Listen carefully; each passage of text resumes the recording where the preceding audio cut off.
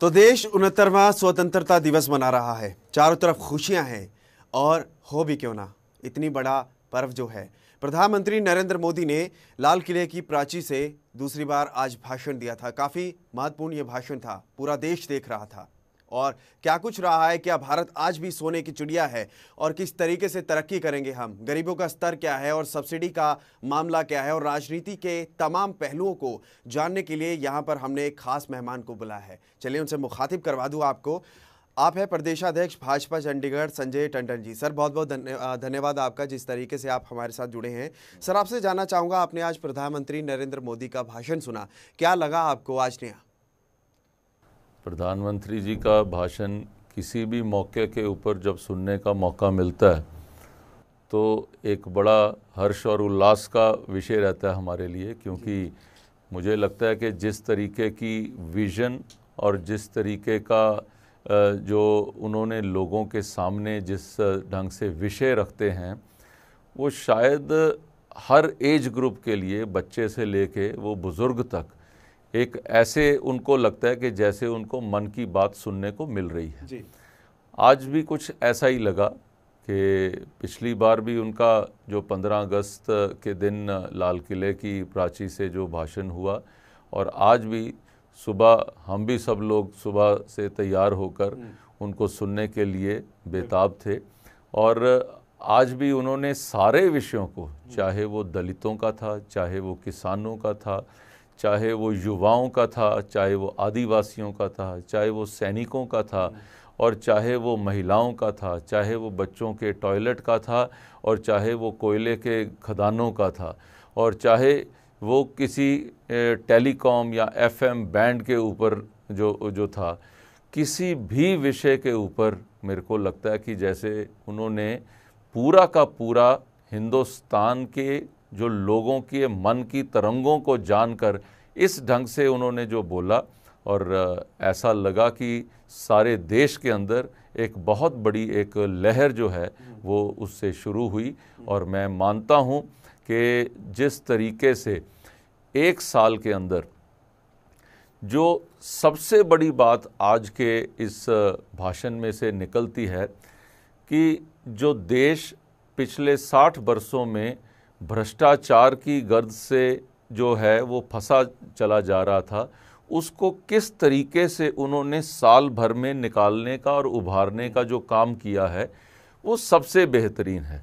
लेकिन कहीं ना कहीं आपको नहीं लगता कि वो टाल गए ये बात और गोलमोल कर गए तमाम चीज़ें? देखिए, 1 रैंक 1 पेंशन के ऊपर भारतीय जनता पार्टी ने इस चुनाव में जाने से पहले अपने सैनिक भाइयों को ये वायदा किया था। ये वायदा ही नहीं था, हमारे लिए जो हमारा मैनिफेस्टो है वो एक हमारा धर्म ग्रंथ है, और हम उसके मुताबिक उस काम को करने के लिए वचनबद्ध हैं। कोई काम होते हैं कि जो आपकी सरकार बनते ही कोई इमीडिएट सामने आ जाते हैं, कुछ कामों को करने के लिए थोड़ा सा समय लगता है।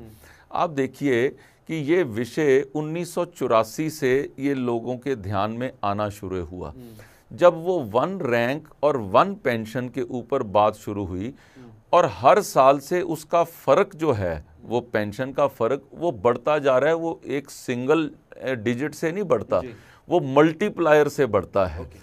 अगर आप उस साल के बजट में उसका प्रावधान कर लेते तो आपको आने वाले सालों में ये दिक्कत ना होती। आज वो उसकी वजह से जब वो आपको मल्टीप्लिसिटी में आता है तो उसके प्रावधान को, उसको जो है उसको डायरेक्शन उसकी सही करने के लिए उसकी डिस्कशन चल रही है। और प्रधानमंत्री जी ने बड़े अच्छे ढंग से उसको स्वीकार भी किया कि हमने प्रिंसिपली हम इस चीज़ के लिए एग्री करते हैं कि हम 1 रैंक 1 पेंशन को चालू करेंगे, लेकिन उसके लिए थोड़ा सा अभी वक्त हमें और लग रहा है। लेकिन जिस तरीके से संजय साहब ज़्यादा वक्त लग रहा है, आपको नहीं लगता कि ये पूरा मसला राजनीतिकरण की तरफ चला गया है? कांग्रेस इस पर बयान देती है, कभी बीजेपी देती है, कभी इस पर राजनीति होती है। कहीं ना कहीं ये मुद्दा जल्द से जल्द आपको नहीं लगता सुलझना चाहिए? नहीं, देखिए, कांग्रेस का तो ये हाल है कि भी आपने देश के अंदर 60 साल आपने राज किया, और आज आप कहते हो कि भाई ये 1 रैंक 1 पेंशन के लिए जब उनके नेता वहाँ पर जंतर मंतर में गए तो उनको गो बैक के नारे वहाँ पे सुनने को मिले। उन्होंने वहाँ पे पर ये क्या बता सके कि भी हमने इसके लिए क्या किया है? क्या कांग्रेस की सरकार ने 1% भी उसके प्रति अपनी वचनबद्धता उसके बारे में दिखाई? करना होता तो ये क्या उस समय नहीं कर सकते थे? आज उसके ऊपर अपनी राजनीतिक रोटियां सेकने के लिए राहुल गांधी वहां पर पहुंच गए। मैं सवाल करना चाहूँगा कांग्रेस के मित्रों से कि क्या इस बारे में वो कभी सीरियस रहे हैं? मैं आज आपके यहाँ पे स्टूडियो में बैठ के मैं आपके सामने ये बात कह सकता हूँ और बड़े फ़ख्र से कह सकता हूँ, भारतीय जनता पार्टी और भारतीय जनता पार्टी की सरकार, मोदी जी की सरकार इस कार्य के लिए वचनबद्ध है और जल्द ही इसके बारे में, इसको चालू करने के बारे में आप इसका सुनेंगे और इसको लोगों के अंदर इस विषय को लेकर जाएंगे। आपने सफाई की बात की थी यहाँ पर कि स्वच्छ भारत यहाँ पर मिलेगा। गंगा की सफाई की बात की जाए तो आंकड़े कुछ ये भी बताते हैं कि उमा भारती ने एक भी रुपया वहाँ पर अभी खर्च नहीं किया है। गंगा की स्थिति जैसे पहले थी वो वैसे ही है। क्या बोलेंगे इस पर, क्यों नहीं हो रहा है काम वहाँ पर? देखिए, कुछ काम मैंने पहले आपसे जिक्र किया कि कुछ काम आपको डायरेक्टली होने को सामने मिलते हैं। एक विषय मैं आपको एग्जाम्पल देता हूँ। एक विषय प्रधानमंत्री जी ने कोई उसके ऊपर उन्होंने आज अपने भाषण में भी ये चीज़ मानी कि जब मैंने यहाँ से टॉयलेट बनाने की बात करी थी तो उसके बारे में कोई हमने प्लानिंग नहीं रखी थी, लेकिन देश की जनता ने जो 1 साल भर में पिछली 15 अगस्त से लेके इस 15 अगस्त तक 4,25,000 के करीब जो हैं जो टॉयलेट हैं वो वहाँ पर बनाए गए हैं। स्कूलों के अंदर बच्चे बच्चियों के लिए अलग अलग तौर के ऊपर वो उस तरीके से उनको वहाँ पर बनाया गया है। ये विषय कितना बड़ा है और इसके लिए कोई सिर्फ ये नहीं है कि कोई सरकार ने बनाया है, हर तरह की NGO, हर तरह के लोग उसके अंदर सामने आए हैं। दूसरी उन्होंने वहाँ से घोषणा करी थी कि आज के दिन हम ये चाहते हैं कि जो लोग बैंक अकाउंट जिनका नहीं है जन धन योजना के अंतर्गत, वो लोग बैंक में क्यों नहीं जाते हैं। उन्होंने जब ये पता किया तो वो पता लगा कि लोगों को कुछ ना कुछ बैलेंस बैंक के अंदर रखना पड़ता है और लोगों के पास जब वो पैसे नहीं होते तो वो बैंक में खाता नहीं खोल पाते। आपको जानकर हैरानी होगी कि ये चीज़ 15 अगस्त से लेकर 26 जनवरी तक एक मुहिम के तौर पर चलाई गई और मैं शुक्रगुजार हूँ देश की जनता का। मैं शुक्रगुजार हूँ हमारे जो बैंकों में काम करने वाले अधिकारियों का और देश की जनता जिन्होंने अपने खाते खोले। 15 करोड़ के करीब, उससे भी अधिक लोगों ने अपना ज़ीरो बैलेंस के ऊपर भी खाता खोला और उसके साथ पैसे भी आए और साथ ही साथ जो है जो गरीबों के लिए ये शुरू किया गया था, आज वो गरीबों की अमीरी भी सामने नजर आई। गरीबों की अमीरी तो यहाँ पर है, कई 20,000 करोड़ के करीब इन्होंने अंदर फंड्स भी आपको उन खातों में लोगों के हित के लिए यहाँ पर काम तो हो रहे हैं, हम भी उस चीज़ को मानते हैं। लेकिन गंगा सफाई की बात की जाए तो जिस तरीके से गंदगी यहाँ पर उद्योग जो होते हैं, वहाँ पर जो केमिकल का पानी होता है वो गंगा में मिक्स हो रहा है, कभी सीवरेज का पानी मिक्स हो रहा है। इसको कहीं ना कहीं रोकने के लिए कोई रोड मैप तो तैयार होना चाहिए था, वो भी नहीं हुआ। देखिए, जो गंगा की आप बात कर रहे हैं उसके लिए भी अलग तौर के ऊपर इस डिपार्टमेंट की रचना करी गई। उसके लिए अलग तौर से फंड्स को भी उसके लिए अलग तौर से उसका प्रावधान किया गया और उमा भारती जी की जो उनका मंत्रालय है इस कार्य के लिए वचनबद्ध ही नहीं, वो पूरी तरह से कार्यरत है। और आपको जल्द ही ये देखने को मिलेगा। आपने देखा होगा बनारस के घाट के ऊपर जो उसका जो जीर्णोद्धार हुआ, जहाँ पे लोग जाकर जो पहले बैठकर वहाँ पे स्नान करने की भी जहाँ पे दिक्कत होती थी, आज वहाँ पे 24 घंटे वहाँ पे आप जा सकते हैं। वहाँ पे लाइट्स लगी हुई हैं, वहाँ पे किस तरह का कार्य देखने को मिलता है। वो चेंजेस, अब गंगा का जो है पूरा का पूरा एरिया बहुत वास्ट है और उसको करते हुए कुछ समय तो लगेगा, लेकिन शुरुआत अच्छी हुई है और आगाज़ अच्छा हुआ है। आगे देखिए, आगे और भी अच्छा होगा। सब्सिडी की बात करेंगे। सब्सिडी में यहाँ पर मोदी साहब कह रहे हैं कि जिनको सब्सिडी की ज़रूरत नहीं है वो वापस कर दें। वापस की भी है लोगों ने, फ़ायदा भी हुआ है, राजस्व यहाँ पर बढ़ा है, सरकार को फ़ायदा भी हो रहा है। लेकिन कहीं ना कहीं आपको नहीं लगता कि अगर सब्सिडी के नाम पर गैस से सब्सिडी हटाने की जो ये सूत्रों के हवाले से खबर आ रही है, अगर ये हो गई तो लोगों को बड़ा झटका लगेगा? उसके अंदर क्या है कि ये प्रार्थना करी गई कि पहले ये चीज़ लाई जाए कि ये वाली सब्सिडी को बंद कर दिया जाए। ये इस विषय को आज प्रधानमंत्री जी ने बड़े अच्छे ढंग से इसको बताया कि ये बंद करने की बजाय हमने इसमें कहा कि जो लोग जो आर्थिक दृष्टि से जिन लोगों का सिस्टम ठीक चल रहा है वो देश के जो है वो भलाई के लिए अपनी तरफ से इसको सरेंडर करें। आज कोई लगभग शायद 20 लाख के करीब लोगों ने उसके अंदर वो एक बटन दबा के आपने एक फ़ोन नंबर के द्वारा वो आपने उसमें से अपनी सब्सिडी जो है उसको छोड़ना है।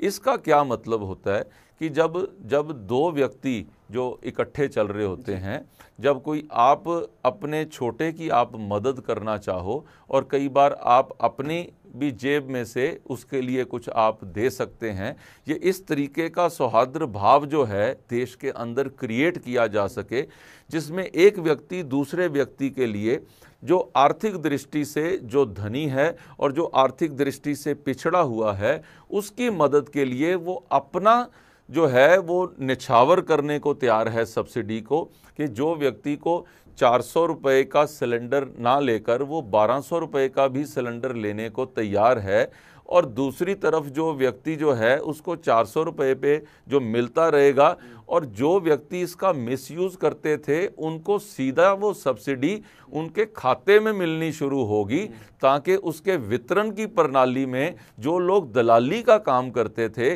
जो डोमेस्टिक को कमर्शियल में मिसयूज़ करते थे, आज आपको वो व्यक्ति जो हैं वो नज़र नहीं आते।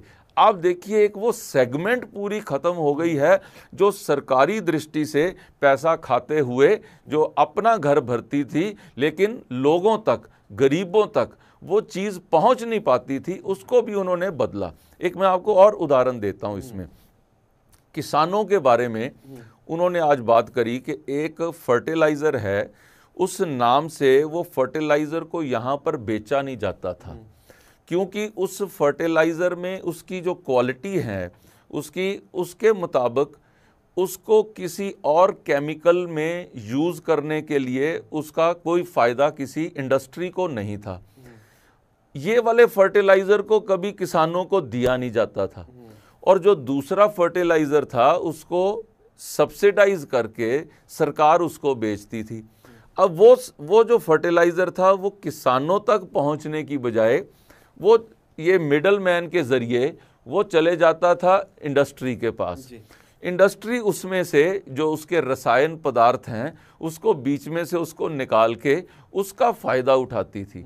इन्होंने आज ये चीज़ की घोषणा करी कि हमने आज से ये वाला जो फर्टिलाइज़र है, जो नई दृष्टि का, मेरे को उसका नाम जो है वो एक बार देखना पड़ेगा, वो वाला फर्टिलाइज़र ही सिर्फ मिलेगा किसानों को। दूसरा फर्टिलाइज़र अगर कोई बेच रहा है तो इसका मतलब वो देश के साथ जो है कोई गद्दारी कर रहा है। जिससे अभी फसल भी कई किसानों की तबाह हुई है बरसात के कारण। सरकार को वो कोस रहे थे कि अभी उनकी सुनी नहीं जा रही है, वैसे मुआवजा नहीं मिल रहा, गिरदावरी नहीं मिल रही है, क्या कहेंगे आप? देखिए अभी तक जो मुआवजा मिलता था, ये मैं जनता से कहूँगा ये ध्यान से समझने की आवश्यकता है। अभी तक जो मुआवजा मिलता था उसमें लोगों को अगर आपको 50% नुकसान हो तो तब आप क्वालिफाई करते थे कि आपको मुआवजे के लिए आप क्वालिफाई कर गए, आप एलिजिबल हो गए हैं। इसको 50% को घटा के आपने इस सरकार ने 30% पे लाए। ओलावृष्टि जो है, जो ओला पड़ता है उससे जो खराब होती है, ये उसके अंदर कवर्ड नहीं थी।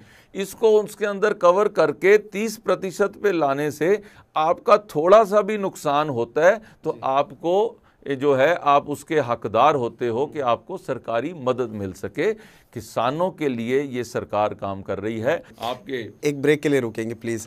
बिल्कुल, ब्रेक के बाद बाकी बता। बिल्कुल आपकी बात से मैं भी सहमत हूँ, सरकार बिल्कुल काम कर रही है, लेकिन और भी जहन में काफ़ी कड़े सवाल है जो मैं आपसे पूछना चाहूँगा। नेताओं को जो सब्सिडी मिलती है उन पर सवालात करेंगे, और क्या ये जो कार्यक्रम है ये क्या सिर्फ सरकारी कार्यक्रम रह गया है, आम जनता के लिए क्या यह कार्यक्रम नहीं है 15 अगस्त का? इस आपके पर चर्चा करेंगे, फौरन हाजिर होंगे। आपको मजा भी नहीं आएगा, मैं तैयार हूँ, फौरन हाजिर होंगे।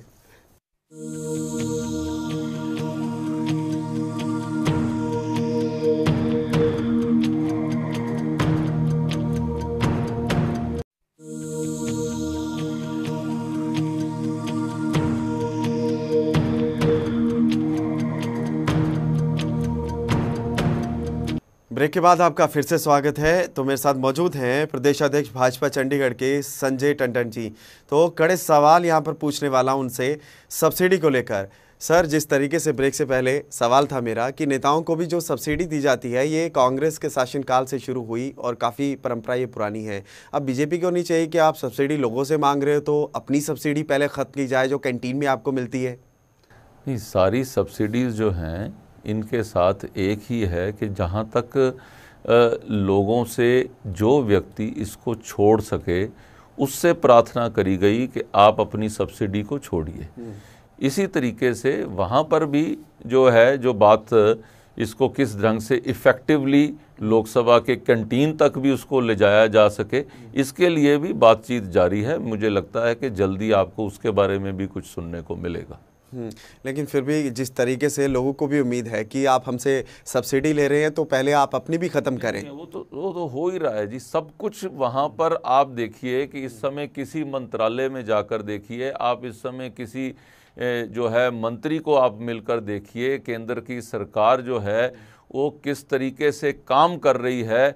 एक एक व्यक्ति को वापस वहाँ पे जवाब आने शुरू हो गए हैं। लोग पत्र डालते हैं, उस पर जवाब आता है, लोग ईमेल डालते हैं, उसके ऊपर जवाब आता है, यहाँ तक कि SMS के ज़रिए भी आज लोगों को सरकार जो है वो वापस रिस्पॉन्ड कर रही है।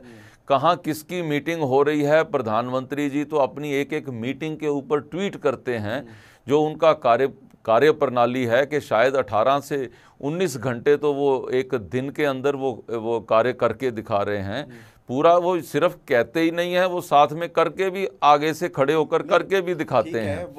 अभी योगा का जो एक तरह से जो दुनिया के अंदर ये लोग मानते थे कि योग को दुनिया में लाने वाला हिंदुस्तान है, लेकिन मैं ये कह सकता हूं कि दुनिया के अंदर लाने वाला तो हिंदुस्तान है, लेकिन उसको एक तरह से दुनिया को दिखाने वाला इस योग को वो नरेंद्र मोदी साबित हुए। बिल्कुल सही है। लेकिन जिस तरीके से आपका नीति आयोग, जिस तरीके से सर आपका नीति आयोग भी, मैं पूरा कर लूं सर, मेरे सवाल का जवाब प्लीज दीजिए। का भी दूंगा। जिस तरीके से पथ के ऊपर बैठकर प्रधानमंत्री जी 40,000 लोगों के साथ योग करके दुनिया के अंदर एक मिसाल पैदा करते हैं कि मैं सिर्फ प्रपोज ही नहीं करता, मैं उसको फ्रंट से खुद करके जनता को साथ लेकर वो कार्य कर रहा हूं।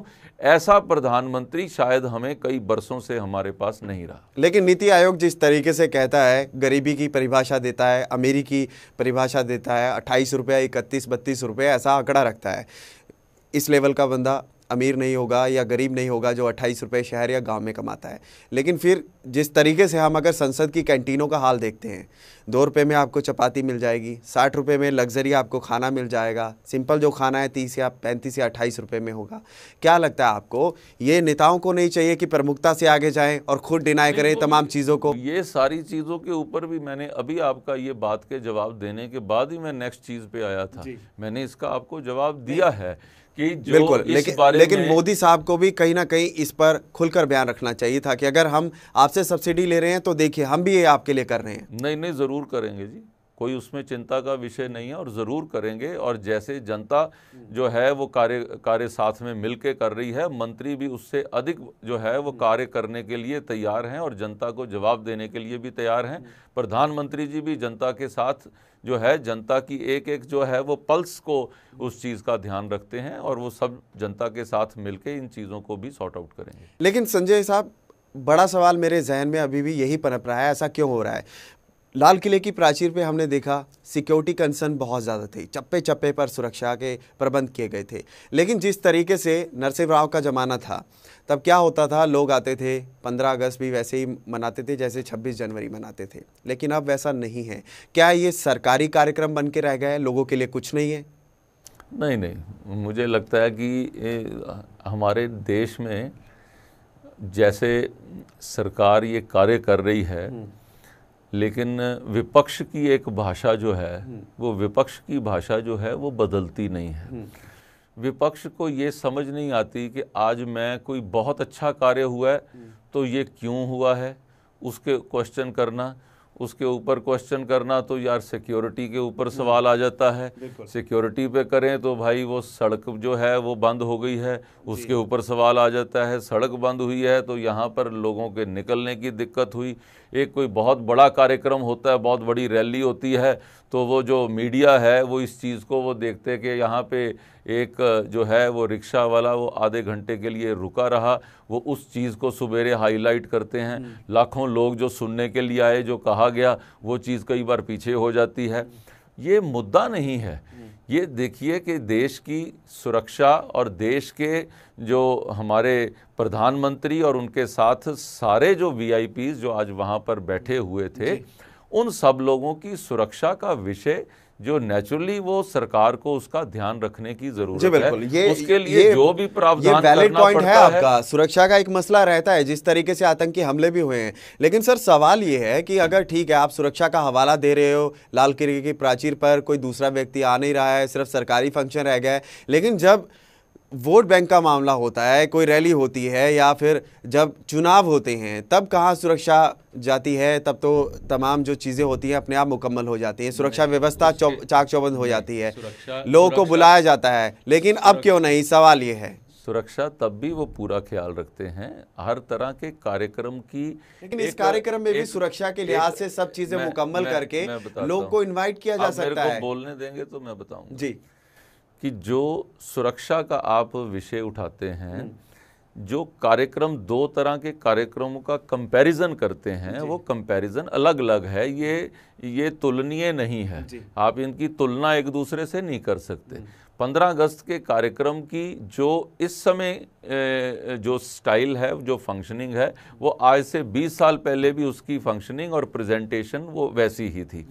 जो चुनाव के समय की रैली है, मोदी जी जब चंडीगढ़ में आए थे, यहाँ पे चुनावी रैली के लिए आए थे, उसके वक्त भी जो हमारे जो सिक्योरिटी के लोग थे, जो उस समय भी जो सिक्योरिटी के लोग देखते थे कि इतने लोग स्टेज पर नहीं चढ़ सकते, इतने लोग इस घेरे के अंदर नहीं आ सकते, ये फोटोग्राफर भी इतनी दूर रहेगा। एक वो प्रावधान के तौर के ऊपर वो सारा कार्य किया जाता है, जिसको कहीं पे एसपीजी देखती है, कहीं जेड सिक्योरिटी देखती है, कहीं वो जो बाकी सिक्योरिटी से जुड़े हुए अधिकारी देखते हैं। उनका कंपैरिजन नहीं है। एक विज्ञान भवन में कार्यक्रम होता है, आप उसको 15 अगस्त के कार्यक्रम से कंपेयर नहीं कर सकते। 15 अगस्त वाले कार्यक्रम को आप एक चुनावी रैली से कंपेयर नहीं कर सकते। चुनावी रैली को आप 26 जनवरी के कार्यक्रम के साथ कंपेयर नहीं कर सकते। ये कंपैरिजन एक तरह के जो है आपके जो फंक्शंस होते हैं, कोई घर के फंक्शंस होते हैं, कोई परिवार के फंक्शंस होते हैं, फंक्शन से जो है उसका सेलिब्रेशन का ढंग वो अलग अलग तरीके से होता है। मुझे लगता है कि एक का कंपैरिजन दूसरे से नहीं किया जा सकता। और जिस तरीके से जो उनका भाषण था, सारे चैनल के द्वारा, सारे जो एफएम रेडियोज़ के द्वारा और सारे माध्यम से, इवन वेबकास्ट के द्वारा, दुनिया के अंदर, अपने देश में ही नहीं, दुनिया के हर जगह के अंदर लोगों ने आज सुबह उठकर उनका भाषण सुना और भाषण सुनने के लिए लोग आतुर रहते हैं। आपने गरीबों की बात की रही यहाँ पर, और जिस तरीके से आपने तमाम चीज़ें बताई वो भी काफ़ी अच्छी लगी होगी हमारे दर्शकों को। लेकिन एक आंकड़ा है जो अभी भी काफ़ी दुखदायक है। जो बिजली की तारें हैं अभी तक गरीबों के घर में नहीं पहुंची हैं। 18,500 ऐसे घर हैं जहां पर अभी तक बिजली की तारें नहीं हैं, और शौचालय बनवा के क्या करेंगे जब तक उनको बेसिक सुविधाएं नहीं मिल रही हैं। नहीं, आपने एक आंकड़ा निकाला कि यहाँ पे इतने घरों की तारें नहीं हैं, शायद मुझे लगता है कि इससे भी अधिक होएगा। ये जो 60 साल की कांग्रेस की सरकार के लिए ये बड़ी शर्मनाक बात है कि आपको 60 साल के बाद भी आप इतने घरों में आप बिजली नहीं पहुंचा पाए, आप पानी नहीं पहुंचा पाए, आप सड़क नहीं पहुंचा पाए। हमारी सरकार ने तो ये कार्य किया कि आपने किसी जगह के ऊपर जो आपकी खदानें हैं, आपको ध्यान होगा जहां कोयले की खदान होती है, जहां लोहे की खदान होती है, वहां से लोग किस तरीके से वहां रहते हैं और कार्य करते हैं, और उसका सारा मटेरियल लेकर वो केंद्र सरकार जो है उसके पैसे कमाकर अपनी जेब में रखती थी। हमारी सरकार ने ये फैसला किया कि जो जितनी खदानें हैं वो उस स्टेट के लिए वो उनकी जो है वो उनकी दौलत मानी जाएगी, उनका जो अर्नड रेवेन्यू है वो स्टेट को मिलेगा। जब उसको वो रेवेन्यू मिलेगा तो वो उस क्षेत्र में, चाहे वो आदिवासी क्षेत्र है, सबसे ज़्यादा जहाँ से कोयला निकलता है, लोहा निकलता है, वो आदिवासी क्षेत्र हैं, तो उन लोगों के ऊपर वो पैसा खर्चा जाएगा जब वो स्टेट को मिलेगा। 32% से जो केंद्र ने एलोकेशन जो है टैक्सेस की वो 42% कर दी स्टेट्स के लिए, वो एलोकेशन भी स्टेट को मिलेगी। तो वहाँ से उनके जो सड़कों का, बिजली का, पानी का वो प्रबंध करने के लिए आज उनके पास वो बजट जो है वो इतना भरपूर हो गया है कि स्टेट्स को वो प्रॉब्लम ही नहीं आ रही। लेकिन आज ये जो जीएसटी का मामला जो सामने आ रहा था, अगर जीएसटी हो जाती है, इससे आम जनता को जो सुविधा वाली चीज़ें हैं उनको कम रेट पे मिलेंगी। केंद्र सरकार ने ये सामने रखा, 2006 के अंदर ये प्रपोज किया गया कांग्रेस के द्वारा, और 2015 के अंदर वो उसके ऊपर ये उसको रोकने का प्रयत्न कर रहे हैं। पूरा का पूरा मॉनसून सत्र जो है कांग्रेस पार्टी ने ये होने नहीं दिया। भाई हमने तो ये जीएसटी नहीं पास होने देना, किसी तरीके पार्लियामेंट को रोके रखना है। मैं ये पूछना चाहूँगा आपके चैनल के माध्यम से, क्या जनता इस बात को समझती नहीं है?